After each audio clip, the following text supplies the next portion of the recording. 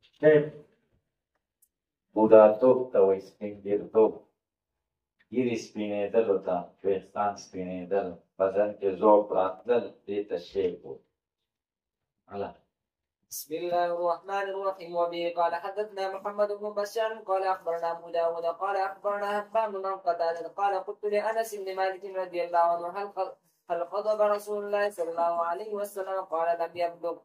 قتاده وایي انس بن مالک رضی الله تعالی عنہ نه مې تپوس وکړو چې آیا نبی کریم صلی الله علیه وسلم په ویښتانو رنګ لګولی؟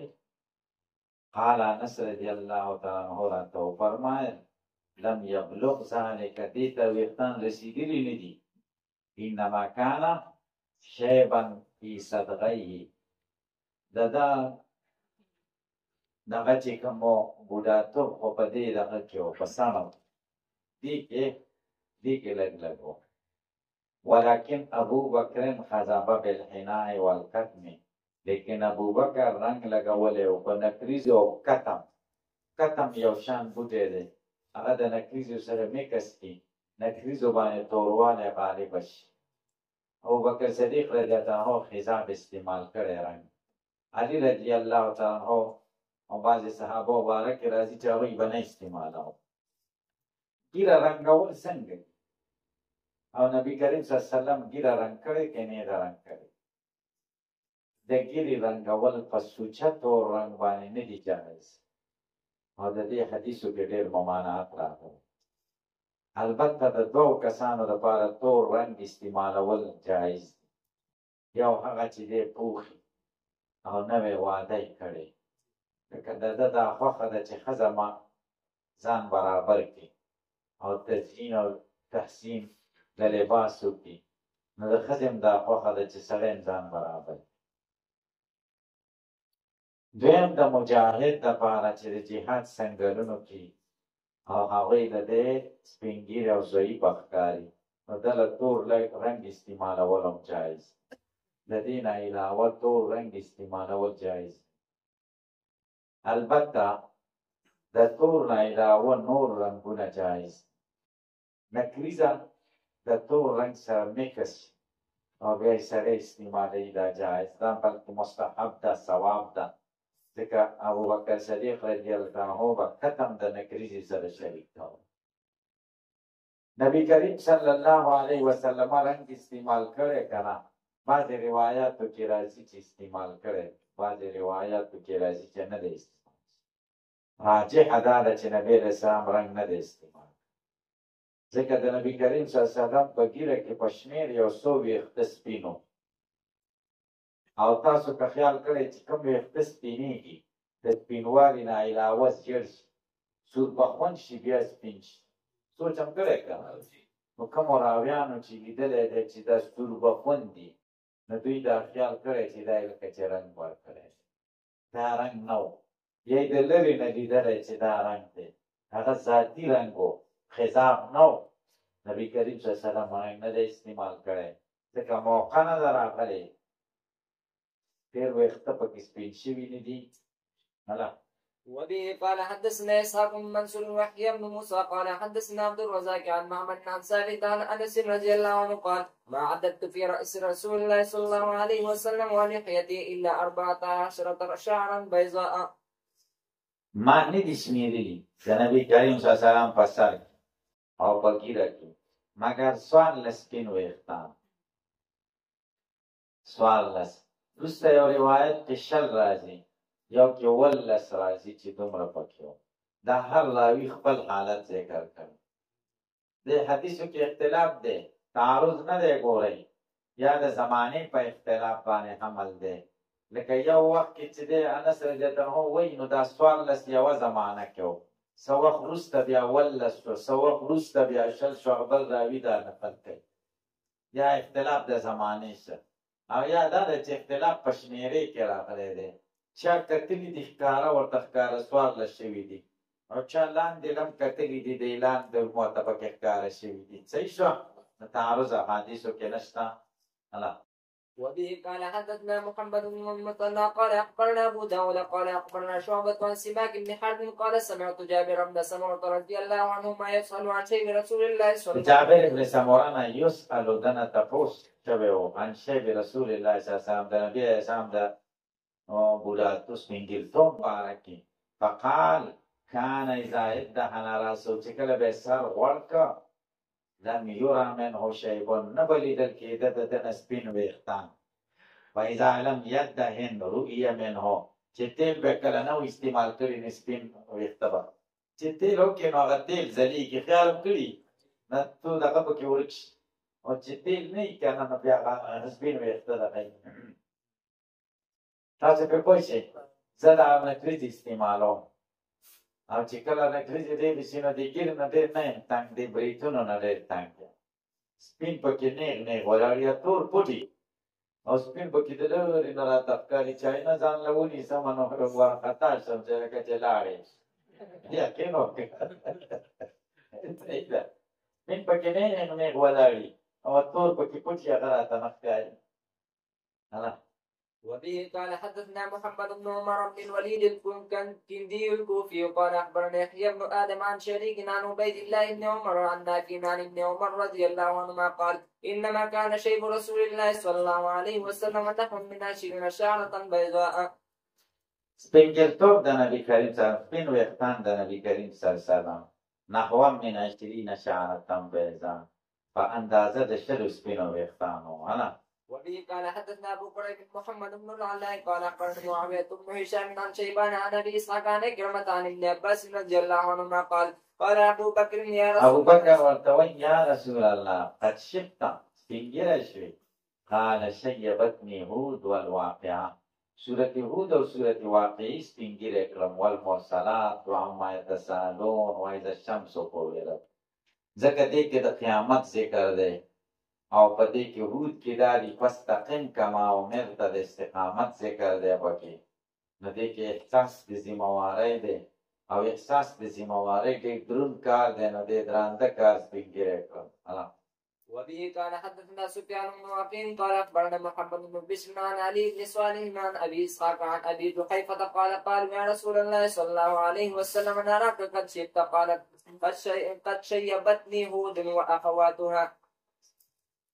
وبه قال حدثنا علي بن حجر قال انبانا شعيب بن صفوان عن عبد الملك بن عمر عن اياد بن لقيط الجعلي عن ابي رمثة تيمي رضي الله عنه تيمي الربابي قال اتيت النبي صلى الله عليه وسلم ومعي ابن لي صلى الله عليه ومعي ابن لي ما سر زمان بچيو قال فأريده فقلت لما رأيته هذا نبي الله ويشبه من لو خودش نبی علیہ السلام تاسو مو په چې نبی علیہ السلام څوک د چا ته خود چې هغه ما ویل هر کله مې چې دی ولیدو هذا نبی الله دا نبی الله دی وعليه ثوبان او په دې بچامه وی اخباران شنه کپڑے اچولې وله شعر او د وختانو قد علاه الشيب وشيبه احمر او سپین وخت په غالب او سپین وخت بوداتو به چې کوم د احمر د سرو وختانو سرو وایي به سرو تفکار شي والا. وبه قال حدثنا احمد بن منين قال اخبرنا سويد بن النعمان قال اخبرنا حماد بن سلمة عن سماك بن حرب قال قيل لجابر بن سمرة رضي الله عنه ما كان في رأس رسول الله صلى الله عليه وسلم كان في رأس رسول الله صلى الله عليه وسلم شيبا النبي عليه السلام فسر كسبين ويختانه قال لم يكن في رأس رسول الله صلى الله عليه وسلم شيب إلا شعرات في مفرق رأسه مگر سو ويختو قديزه كه د سر د جدا کېدو ځای کې چې دلته داسې کوي بزاید دهنه چې کله به تیل ولګول واراهن الدهنو تیلو به پټ کړ موارات پټولو ته وایي تیلو به پټ کړ باب ما جاء في خضاب رسول الله صلى الله عليه وسلم خضاب ما يغضب به ته وایي هغه څه چې ویښته پرې رنګوي او رنګولو د نبي علیه السلام کې تاسو ته ما ویلې چې خطاب نبي علیه السلام کړی که نه دی کړی دا مسله تېره شوه. وبه قال حدثنا احمد بن مني قال اخبرنا هشيم قال اخبرنا عبد الملك بن عبيد عن اياد بن لقيط قال اخبرني ابو رمته رضي الله عنه قال اتيت النبي صلى الله عليه وسلم مع ابن لي. زه نبي کریم صلی الله علیه وسلم ته لاړم سره زما د زوی نه. فقال ابنک هذا دا د زوی دی. فقلت نعم اشهد به، زه ګواهي کوم چې دا مې زوی دی، یعنې صحیح دی. قال لا يجني عليك ولا تجني عليك، دی به په تا جنایت نه کوي، ته به په ده نه کوي. د دې څه مطلب دی؟ مطلب دا دی به داسې څه نه کوي چې تا ته شرم راشي. ته داسې څه مه کوه چې ده له به یې غور او شرم جوړ شي. ته داسې څه مه کوه چې د ده دی ستا په ځای کې ونیولی شي. بیا دې داسې څه نه کوي چې د ده په ځای کې ته راکش شي. قال ورأیت شیبه احمد، ما د نبي کریم صلی الله علیه وسلم ویښته ولیده سره، دا ذاتي سوروالی و. قال ابو عیسی هذا احسن شیء روی فی هذا الباب وابصر لان الرواية الصحيح النبي صلى الله عليه وسلم لم يبلغ الشيء. وابو رمسة اسمه رفاعة بن يسربي التيمي. وبه قال حدثنا سفيان بن وكيع قال اخبرنا ابي عن شريك عن عثمان بن موهب قال سئل ابو هريره رضي الله عنه هل خزب رسول الله صلى الله عليه وسلم قال نعم. قال ابو عيسى وروى ابو عوانة هذا الحديث عن عثمان بن ابو هريره دته هونه تاسو چې نبی اسلام رنګ استعمال کړی دی قضا. قال نعم. قال ابو عيسى وروى ابو عوانة هذا الحديث عن عثمان بن عبد الله بن موهب فقال عن ام سلمة رضي الله عنها. وبه قال حدثنا ابراهيم بن هارون قال انبانا النذر بن زرارة عن ابي جناب عن اياد بن لقيط عن الجهزمة امرأة بشير بن القصاصية رضي الله عنها قالت انا رايت رسول الله صلى الله عليه وسلم. ما نبي اسلام ولد يخرج من بيت كورنا روته ينقض راسه لاسونه ساندل وقد اغتسل غسل کړو وبراسه رطب. تاسو په پوه شئ او په لاس د ده کې رد او رنګ او قال ردع من هناي رنګو د نکریزو شک فی هذا الشيء. وبه قال حدثنا عبد الله بن عبد الرحمن قال اخبرنا عمرو بن عاصم قال اخبرنا حماد بن سلمة قال اخبرنا حميد بن انس رضي الله عنه قال رايت شعر رسول الله صلى الله عليه وسلم مخزوبا. قال حماد اخبرنا عبد الله بن محمد بن عبد ما ده نبي كريم صلى الله عليه وسلم يفتري درجة جرنشيو. قال حماد اخبرنا عبد الله بن محمد بن رايت شعر رسول الله صلى الله عليه وسلم مالك مخزوبا. دا تعویل ده چې دا ذاتی رنګ صحیح ده. واو ما جاء في كهل رسول الله صلی الله علیه وسلم فرنجو د نبی علیه السلام کې سترګو تورولو کې. سترګې تورول دوه قسمه دي، یو د زینت دپاره دي او یو د صحت دپاره دي. علاج دپاره جایز دي، زینت دپاره سړو له نه دي، ځکه زینت د ښځو کار دی، سړي به زینت نه کوي. صحیح ده. او د هغې استعمالول دا دي چې سترګې نظر هم تیزوي، بانوګان هم غټوي، مضبوطوي، ډېرې پرېږدي پکې. وبه قال حدثنا محمد بن حميد الرازي قال انبانا ابو داود الطيالسي عن عباد بن مسعود عن عكرمة عن ابن عباس رضي الله عنهما ان النبي صلى الله عليه وسلم قال اكتحلوا بالاثم فانه يجل البصر وينبت الشعر. رانجه استعمال کوي د اسمت، سترګې تورې کوي په اسمېرو، ځکه دا یجل البصر سترګې روښانه کوي وینبت الشعر او ویښته راشنه کوي. وزعمان النبي صلی الله علیه وسلم كانت له مکحلة، د نبی علیه السلام لپاره لجرومه ورته وایي. یکتحل منها، سترګې به یې تورولې د هغې نه کل لیلة هره شپه ثلاثة فی هذه وثلاث، درې په دې کې او درې په دې کې، یو کې پنځه راځي، درې په دې یوې کې او دوه په دې بله. داسې پورې پوه شئ، کله به یو شان کول او کله بل شان. وبه قال حدثنا عبد الله بن الصباح الحاشمي البصري وقال اخبرنا عبيد الله بن موسى قال اخبرنا اسرائيل بن عباد بن منصور قال حدثنا علي بن حجر قال حدثنا يزيد بن هارون قال انبانا عباد بن منصور عن عكرمة عن ابن عباس رضي الله عنهما قال كان النبي صلى الله عليه وسلم يكتهل قبل ان ينام بالاسم ثلاثا في كل عين. وقال يزيد بن هارون في حديثه ان النبي صلى الله عليه وسلم كان له مكحلة يكتهل منها عند النوم ثلاثا في كل عين. وبه قال حدثنا أحمد بن معين قال أنبأنا محمد بن يزيد عن محمد بن إسحاق عن محمد بن المنكدر عن جابر رضي الله عنه قال قال رسول الله صلى الله عليه وسلم عليكم بالإسم عند النوم فإنه يجل البصر وينبت الشعر.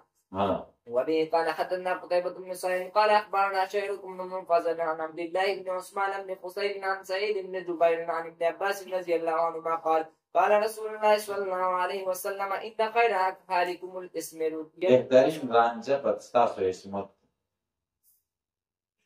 تاسو په کوی شئ یجل البصر سترګې روښانه کوي ویم د تشیر ویښته دا راشنه کوي بانوګان کوي نه. وبه قال حدثنا إبراهيم بن المستمر البصري قال حدثنا أبو عاصم عن عثمان بن عبد الملك عن عاصم عن سالم عن ابن عمر رضي الله عنهما قال قال رسول الله صلى الله عليه وسلم عليكم بالاسمت اسمت دا ټول پکې راغلي دي. فإنه يجل البصر وينبت الشعر دا سترګې روښانه کوي او ویښته راشنه کوي. درود شریف ووایئ.